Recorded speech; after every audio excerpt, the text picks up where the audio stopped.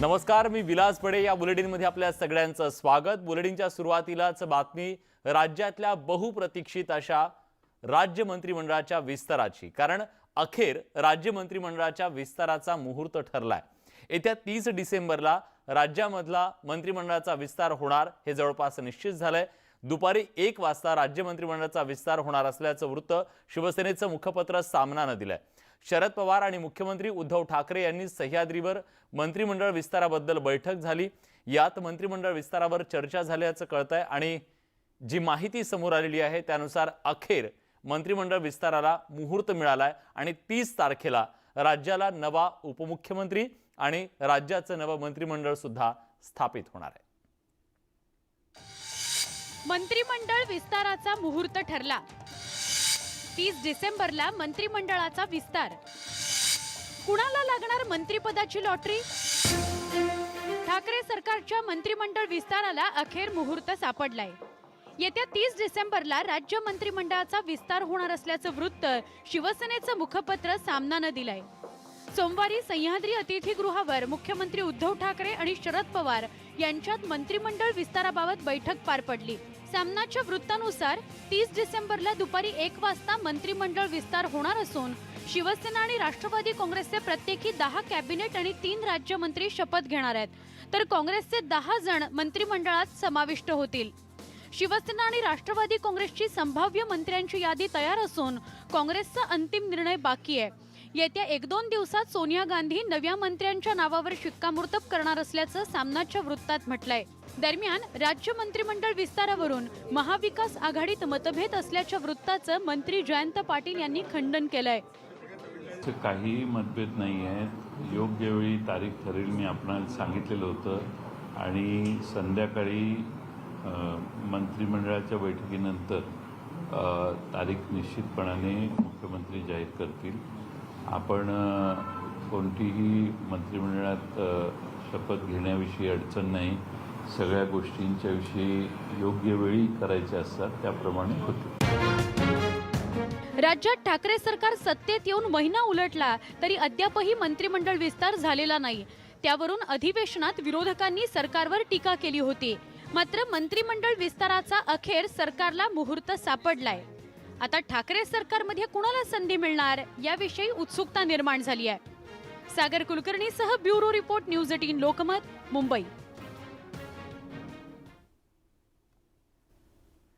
जयंत पाटील यांचा मंत्रिमंडळात समावेश झाल्यानं आता राष्ट्रवादीच्या प्रदेशाध्यक्षपदी नव्या नेत्याची निवड होणार आहे. राज्य मंत्रिमंडळ विस्तारानंतर ही निवड होण्याची शक्यता वर्तवली जाते.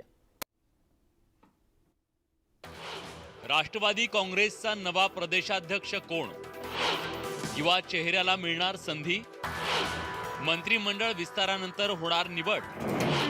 राष्ट्रवादी काँग्रेसचे प्रदेशाध्यक्ष जयंत पाटील यांची ठाकरे सरकारमध्ये वर्णी लागल्यानं आता राष्ट्रवादीत नव्या प्रदेशाध्यक्ष पदाच्या निवडीसाठी हालचाली सुरू झाल्यात. सत्तेत सहभागी झालेल्या राष्ट्रवादीची सूत्र तरुण नेत्याच्या हाती दिली जाण्याची शक्यता वर्तवली जाते.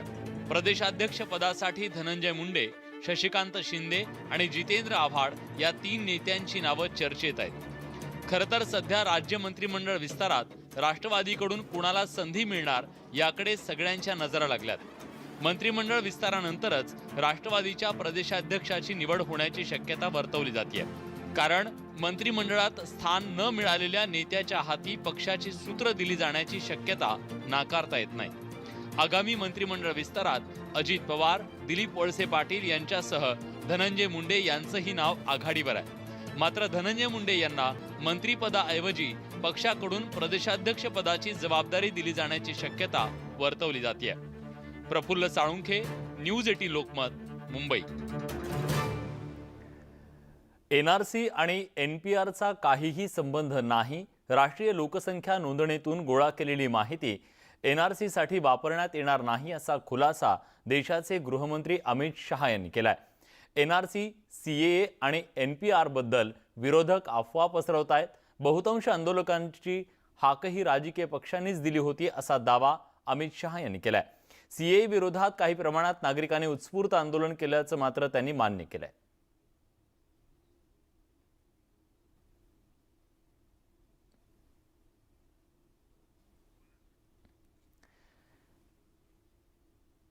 सरकारनं नागरिकत्व सुधारणा कायदा अंमलात आणल्यानंतर देशभरामध्ये मोठ्या प्रमाणात याबद्दल आवाज उठवला गेला, आंदोलनं झाली, अनेक ठिकाणी त्याला हिंसक वळण सुद्धा मिळालं। यानंतर आता सरकारकडून एक महत्त्वाचं स्पष्टीकरण आलेलं आहे। एनआरसी अभी बाकी है असं म्हणणाऱ्या अमित शहा यांनी काहीसं बॅकफूटवर जाऊन यूटर्न घेतलाय का असा प्रश्न देखील या निमित्तानं निर्माण झाला। ऐकूयात अमित शहा नेमकं काय म्हणाले।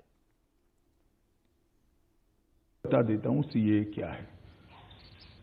Citizenship amendment act Bharat, Pakistan और बांग्लादेश में जो माइनॉरिटी है और जो अपना धर्म बचाने के लिए अपनी प्रताड़ना से भागकर यहाँ आए हैं, उनको नागरिकता देने का कार्यक्रम है। भारत में रहते हुए एक भी व्यक्ति की नागरिकता छीनने का कार्यक्रम नहीं है। जो भ्रांति फैलाई गई है कि सीएए से विशेषकर माइनॉरिटी की नागरिकता चली जाएगी, जिनके पास कार्ड नहीं है, ये नहीं है, वो भी गलत बात है। मगर सीएए में तो नागरिकता जाने का कोई प्रोविजन ही नहीं है।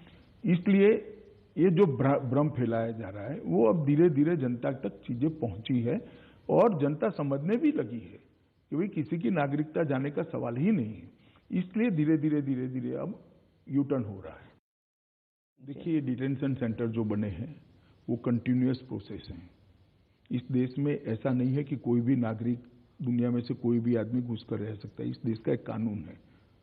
अगर एक नागरिक पकड़ा जाता है, कोई भी देश का है, यूरोपियन देश का है, जिसको वहां जाने की परमिशन नहीं है, यहाँ रहने की परमिशन नहीं है, वीजा नहीं है, पासपोर्ट नहीं है, तो उसको पकड़कर डिटेंशन सेंटर में रखा जाता है। बाद में इसको वापस भेजने की प्रक्रिया होती है, डिपोर्ट की प्रक्रिया होती है। ये डिटेंशन सेंटर और एनआरसी का कोई लेन देन नहीं है।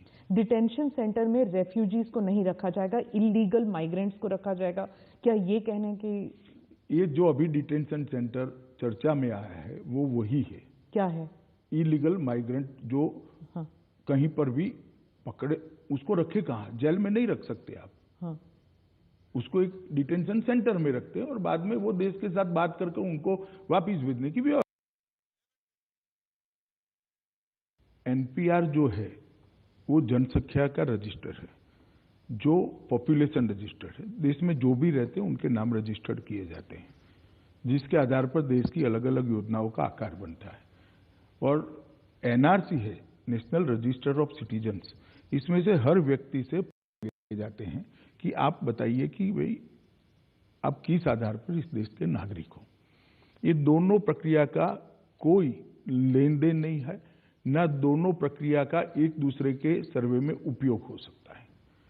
एनपीआर के लिए जो अभी प्रक्रिया चलेगी, इसका उपयोग कभी भी एनआरसी के लिए नहीं हो सकता। दो कानून भी अलग है। मगर ये प्रक्रिया मैं थोड़ी स्पष्टता कर दूं कि ये भारतीय जनता पार्टी की सरकार ने शुरू नहीं की है।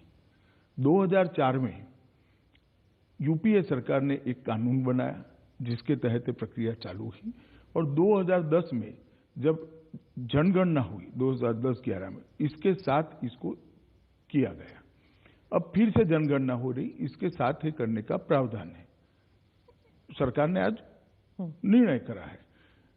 तो मैं पहले ये स्पष्टता कर देना चाहता हूं कि एनपीआर का कोई भी डेटा एनआरसी के उपयोग में आ ही नहीं सकता, क्योंकि ये अलग प्रक्रियाएं हैं और उसमें नागरिक से अपने नागरिक होने के लिए कुछ दस्तावेज मांगे जाते हैं और कुछ प्रक्रिया जो असम में हुई है अभी। इसके अंदर देश के अंदर रहने वाला हर कोई व्यक्ति अपनी स्वतः की इच्छा से एक ऐप के अंदर भरकर भेजेगा, कोई सपोर्ट डॉक्युमेंट नहीं मांगे। राज्यातल्या मंत्रिमंडळ विस्ताराच्या संदर्भात चर्चा करण्यासाठी एक महत्त्वाची बैठक आता मुंबईत पार पडली। त्या बैठकीतून सर्व नेते आता बाहेर येत आहेत। ही थेट दृश्य आपण बघतोय। राज्याचे मुख्यमंत्री उद्धव ठाकरे हे बैठकीतून बाहेर पडताना आपण पाहिलं। त्यांनी सगळ्यांना नमस्कार केला आणि पुढे निघाले। राज्य मंत्रिमंडळाची बैठक होती। या बैठकीत कुठले महत्त्वाचे निर्णय झालेले आहेत हे अजून समोर आलेले नाहीये, पण या बैठकीत राज्य मंत्रिमंडळाच्या विस्ताराच्या संदर्भात सुद्धा चर्चा झालेली असावी असा कयास आहे। त्यामुळे राज्य मंत्रिमंडळाच्या या बैठकीत नेमका काय निर्णय झाला हे पाहावं लागेल। मुंबईतल्या सह्याद्री अतिथीगृहावरची ही थेट दृश्य आपण बघतोय, जेव्हा राज्य मंत्रिमंडळाची बैठक पार पडली आणि त्यानंतर जे मुख्यमंत्री आहेत आणि राज्याचे मंत्री आहेत ते या बैठकीतून बाहेर पडले। उदय जाधव आपले प्रतिनिधी आता आपल्यासोबत आहेत। उदय, मंत्रिमंडळाच्या बैठकीत कुठल्या विषयाबद्दल निर्णय झालेला आहे?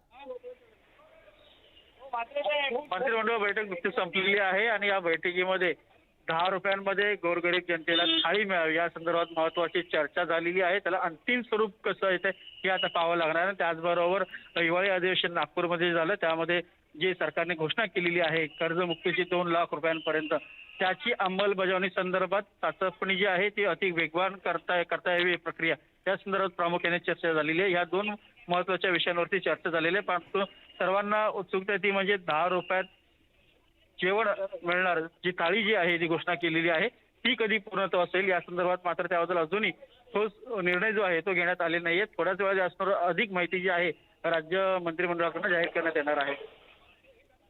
धन्यवाद उदय, तुम्ही दिलेल्या सगळ्या सविस्तर माहितीबद्दल। तेव्हा सरकारनं जी घोषणा केली कर्जमुक्तीची त्याची अंमलबजावणी नेमकी कशा पद्धतीने केली जाईल याबद्दल या बैठकीत चर्चा झाल्याचं कळतंय। वेळेत पुढच्या बातमीकडे। पुण्यात 1 जानेवारीपासून 2019 पासून पुणे पोलिसांनी शहरात दुचाकी चालवणाऱ्यांना हेल्मेट सक्ती लागू करण्यात येईल असा निर्णय घेतला आणि एका वर्षात पोलिसांनी हेल्मेट न घालणाऱ्या पुणेकरांकडून तब्बल 81 कोटींचा दंड वसूल केलाय। वाहतूक पोलिसांनी गेल्या वर्षभरात शहरातील 16 लाख दुचाकीस्वारांवर कारवाई केली असून यात 81 कोटींच्या दंडाची रक्कम वसूल करण्यात आली आहे। कोर्टाच्या निर्णयानंतर हेल्मेट सक्ती करण्यात आली। पुणेकरांनी हेल्मेट कितीही नाकारलं असलं तरी पोलिसांनी मात्र कारवाईचा बडगा सुरूच ठेवलाय, हे यातून स्पष्टपणे समोर आलंय। गेल्या वर्षभरामध्ये हेल्मेटच्या बाबतीमध्ये पुणे पोलिसांनी केलेल्या दंडाची रक्कम या ठिकाणी जाहीर झाली आहे। जवळपास 81 कोटी रुपये दंड ठोठावला आणि हा दंड ठोठावला याचं पुणे पोलिसांना भूषण वाटतंय, हे दुर्दैव आहे। परंतु लोकांचं प्रबोधन करणं, लोकांना प्रशिक्षण देणं याच्यापेक्षा दंड वसूल करणं यालाच गेल्या वर्षभरामध्ये पुणे पोलिसांनी महत्त्व दिलं आहे, ते अतिशय चुकीचं आहे। ब्रेकनंतर तुमचं पुन्हा एकदा स्वागत। पुण्यातही नाताळच्या निमित्तानं बाजारपेठा सजलेल्या आहेत। विशेषतः कॅम्प परिसरात नाताळचा जोरदार माहोल तयार झालाय। या भागातली चर्चेस विद्युत रोषणाईने नटली आहेत। तसंच बाजारपेठेत सुद्धा विविध आकारातले ख्रिसमस ट्री, लाल टोप्या परिधान केलेल्या सांता क्लॉज बाहुल्या, बहुरंगी स्टार्स, रिंगल बेल्स आणि भेटवस्तू घेण्यासाठी ख्रिश्चन बांधव गर्दी करतायत। पुणे शहरात कोरेगाव पार्क, कल्याणीनगर, लष्कर भागात ख्रिसमस मोठ्या प्रमाणात साजरा होतो। दरम्यान चर्चमधील मुख्य प्रार्थना रात्री 12 वाजता होणार आहे।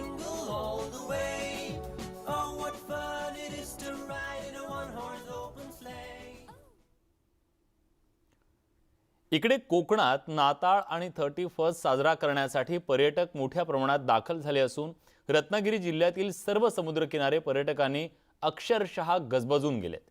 कोकणात दाखल झालेल्या पर्यटकांनी ताजे मासे खरेदी करायला बंदरावर गर्दी केल्याचं दृश्य पाहायला मिळतंय। हर्णे बंदरात मच्छीचा बंपर धमाका सुरू आहे। रत्नागिरीतील हर्णे बंदरात ताजे मासे खरेदीसाठी पर्यटकांनी गर्दी केली।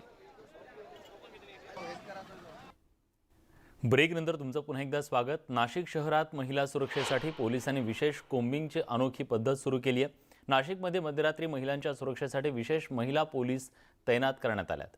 यांना तिहेरी कवच देण्यासाठी पोलिसांच्या 13 तुकड्या कोणालाही कळणार नाही अशा पद्धतीनं काही अंतरावर ठेवण्यात आल्या। यातील अनेकांचे छुपे कॅमेरे आहेत। दरम्यान या कोम्बिंगच्या पहिल्याच रात्री पोलिसांना मोठं यश मिळालंय। पहिल्याच रात्री पोलिसांना तब्बल 95 गुन्हेगारांवर कारवाई केली आहे।